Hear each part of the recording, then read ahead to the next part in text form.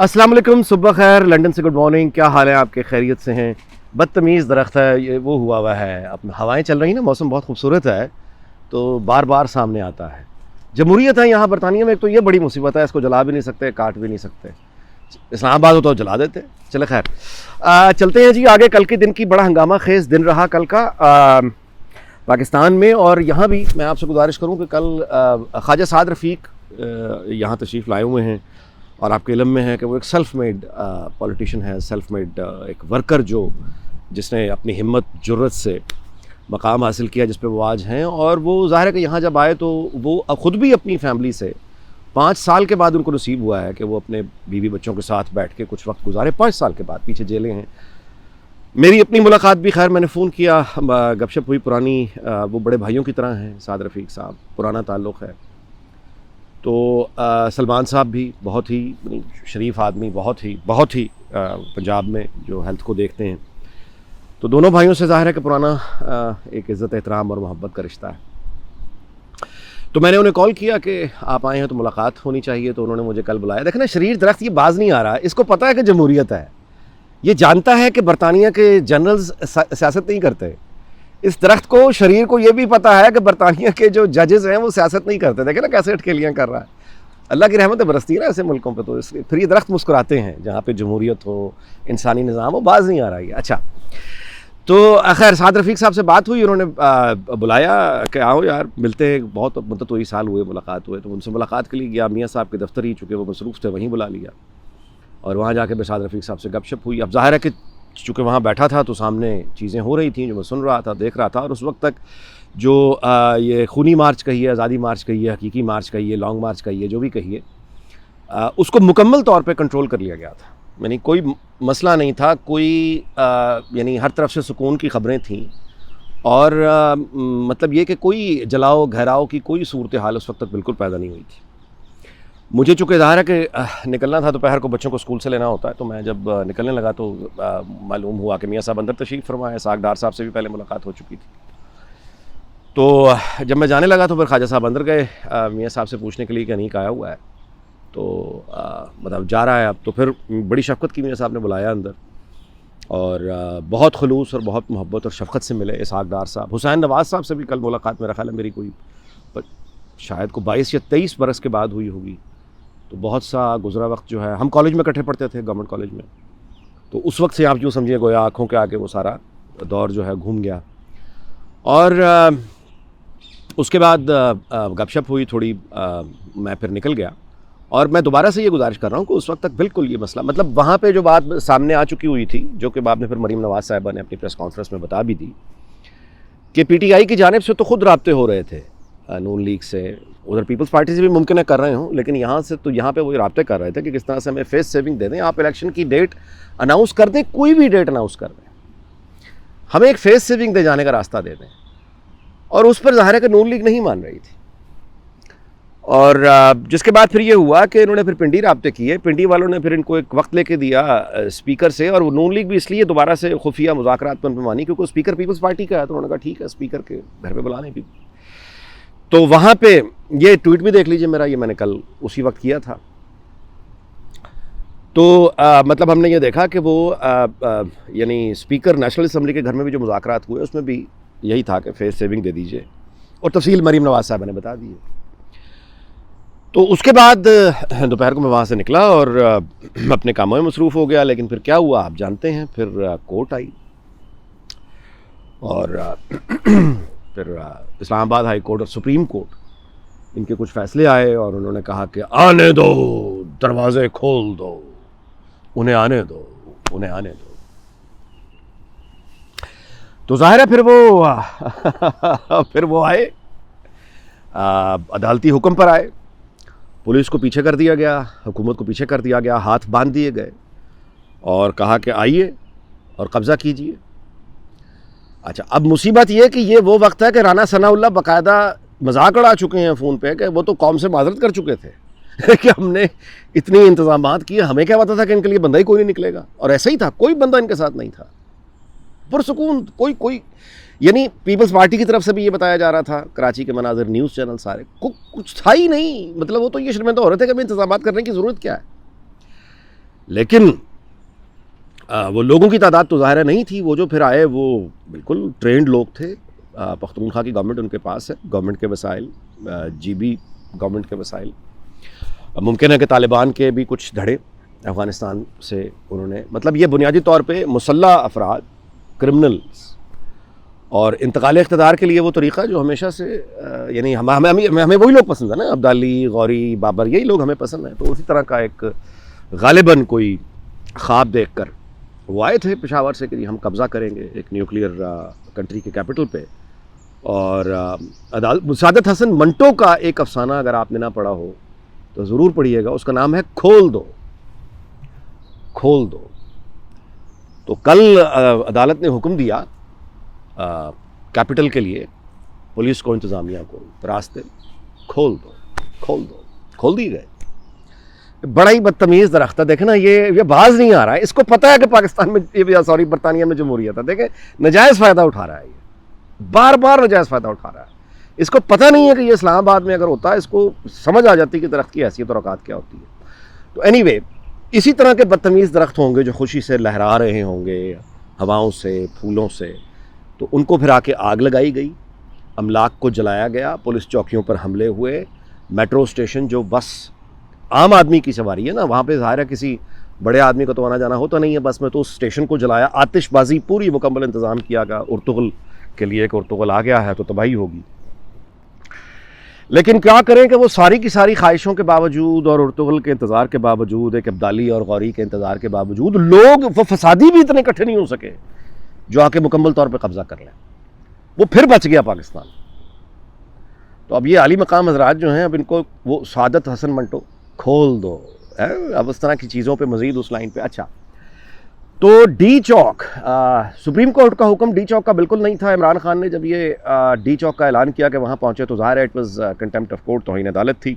لیکن یہ عدالت نے طے کرنا ہوتا ہے کہ اس کی توہین کیا ہے اور کیا نہیں ہے. تو آج سپریم کورٹ میں محترم چیف جسٹس صاحب نے خود یہ بتایا کہ یہ دیکھیں آپ, یہ چھوٹی چھوٹی باتوں پہ نا وہ کیا کریں. آگ وغیرہ لگ گئی, ٹھیک ہے, وہ لگ گئی تو کیا ہوا بھائی, قیادت تو نہیں تھی نا, ایسا ہو جاتا ہے, چھوٹی موٹی باتیں مٹی پاؤ. اور یہ بھی انہوں نے فرما دیا, ظاہر ہے درستی فرمایا ہے کہ بھائی توہین عدالت کیسے کی ہے عمران خان نے, ممکن ہے کہ اس تک ہمارا پیغام ہی نہ پہنچا ہو, تو اس میں تو قصور حکومت کا ہے جس نے ہمارا پیغام ہی نہیں پہنچایا. میں سمجھتا ہوں کہ شہباز شریف صاحب اور ان کی حکومت اور تمام لوگوں کو, اور مطلب ہے ان کو شکر ادا کرنا چاہیے کہ عالی مقام نے, عالی مرتبہ جج صاحب نے توہین عدالت نہیں لگا دی حکومت پر, اور کہ تم نے, اور پولیس پر توہین عدالت. میرا خیال ہے کہ شاید ممکن ہے کہ وہ لگا دیں کہ لوگوں, یہ تو آدھا شہر ابھی مطلب ہے, یہ تو وہ اس طرح کے تو نہیں ہوئی نا بات جو ہونی چاہیے تھی. کیونکہ ٹرانسفر آف پاور جو ہے, جس طرح بادشاہ بادشاہوں سے لیتے ہیں, ہمارے تو بیسکلی ذہنوں میں وہ فلمیں چلتی ہیں, یا پھر وہ سعادت حسن منٹو کا افسانہ کھول دو, آپ سمجھ رہے ہیں. اچھا, تو آج وہ خیر کلیئر ہو گیا, ان کو کلیئر کر دیا گیا. عمران خان صاحب جو ہیں انہوں نے, بندہ ہی نہیں تھا وہاں, بندہ ہی نہیں تھا, وہ جو جہاں بیٹھے ہوئے تھے دھرنا دینے کے لیے, وہاں بندہ ہی اویلیبل نہیں تھا, کوئی لوگ ہی نہیں تھے. تو طلعت حسین جو کہ بڑے باخبر صحافی ہیں, انہوں نے ٹویٹ کیا کہ خان صاحب کو بتایا گیا ہے کہ بھائی, اوہ بھائی, یہ بہت امبیرسنگ لوگ ہیں آپ کے ساتھ, ناٹ ایون کلوز, آپ وہ انتقال اقتدار اس طرح ذرا کروانا مشکل ہو جائے گا, تو مہربانی فرما کے جائیں.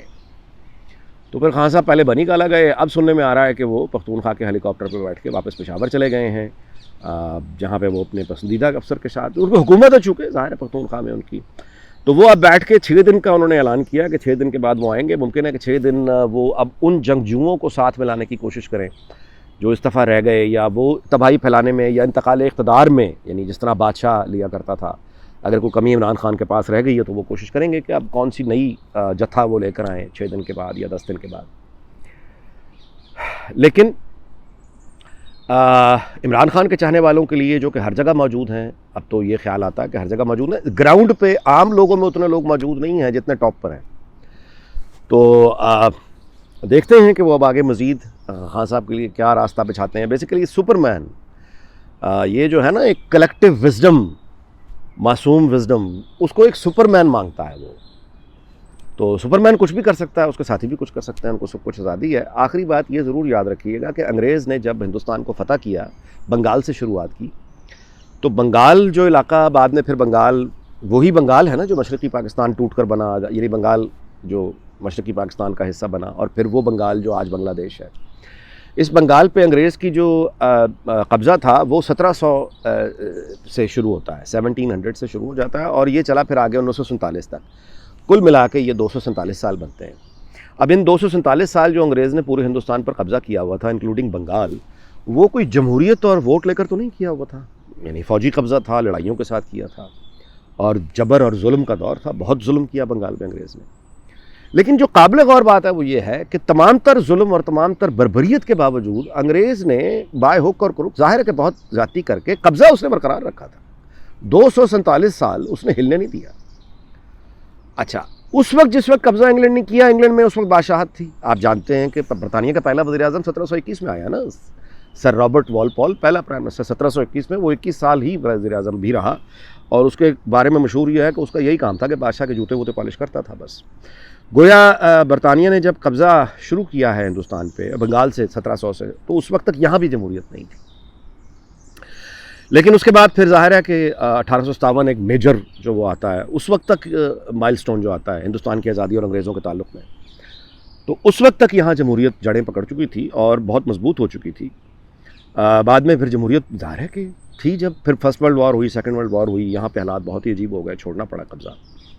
لیکن قابل غور بات یہ ہے کہ جو بنگالی جن کو انگریز کی فوج نے، یہی فوج تھی نا، یہ انگریز کی بنائی ہوئی فوج ہے نا ابھی تک، تو مطلب بنیادیں تو انہوں نے ڈالی ہوئی ہیں، تو یہ وہ ٹرینڈ آرمی ہے انگریزوں کی جنہوں نے انگلینڈ میں بادشاہت ہو یا جمہوریت ہو، دونوں صورتوں میں یہاں کی فوج نے کنٹرول اپنا مکمل رکھا ہوا تھا ہندوستان پہ انکلوڈنگ بنگال، کیونکہ وہ جو آپ کہیے ڈیسیجن میکنگ تھی، وہ جو پالیسی میکنگ تھی، ڈیسیجن میکنگ تھی، اس میں آہستہ آہستہ برطانیہ کی پارلیمنٹ کا انپٹ آنا شروع ہو گیا تھا، یہاں کی حکومت کا انپٹ آنا شروع ہو گیا تھا، یعنی وہاں کے جو وائس رائز ہوتے تھے وہ سارے فیصلے، یعنی اس زمانے میں کمیونیکیشن کو آپ ذہن میں رکھیں، فاصلوں کو، تو بہرحال یہاں کا ایک انٹلیکٹ وہ شامل ہوتا تھا۔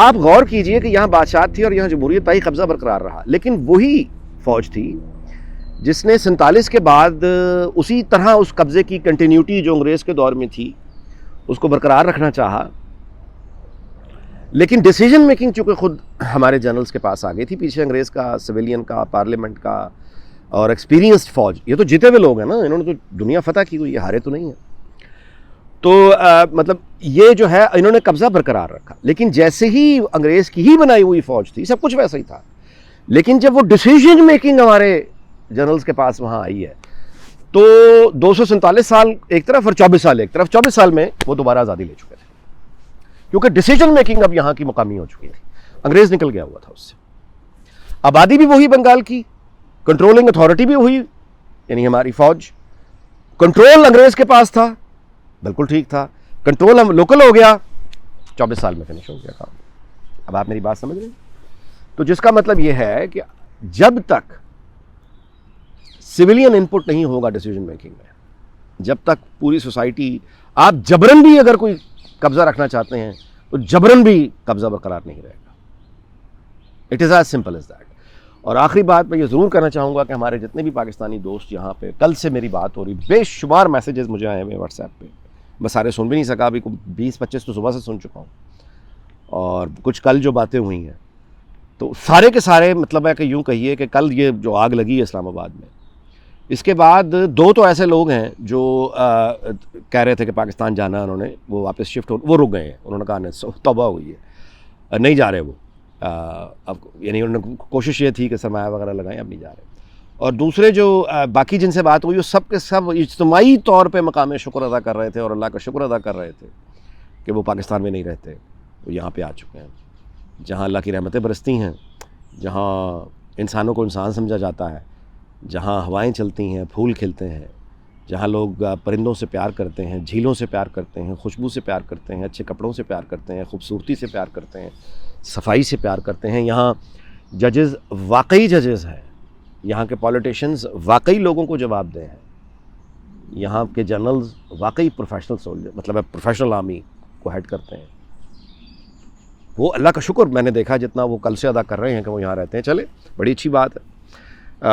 وہ تمام لوگ جو بے قرار رہتے تھے یہاں واپس جانے کے غم میں ہلکان، ان کو کافی افاقہ ہوا ہے، اس کے لیے بھی ظاہر ہے کہ ہماری اشرافیہ، دیکھیں نا یہ بدتمیز، یہ درخت جھوم رہا ہے خوشی سے، جھومے جا رہا ہے، ایسے پتا ہے اس کا بگاڑ کوئی کچھ نہیں سکتا۔ پرندے دیکھیں کتنے گستاخ ہیں، گانے گا رہے ہیں، گیت گا رہے ہیں، ان کو پتہ ہے کہ نہ کوئی جلانے والا، نہ کوئی گولیاں، نہ کوئی دھوئیں، نہ کوئی شیل آنسو گیس کے، ان پرندوں کو ہونا ہی کچھ نہیں ہے چاہتے ہیں۔ دیکھیں یار کیسے بدتمیز پرندے، گستاخ ہیں۔ برطانیہ میں رہتے ہیں نا، پرندے گستاخ ہو ہی جاتے ہیں۔ آپ کا بہت بہت شکریہ جی، اللہ تعالیٰ پاکستان کو شاد و آباد رکھے، اس کے سارے ہمسایوں کو، پوری دنیا کو برطانیہ امریکہ سمیت شاد اور آباد رکھے۔ آپ کا بہت بہت شکریہ، اگلے ویلاگ میں ملاقات ہوگی، اپنا خیال رکھیے گا، اللہ حافظ۔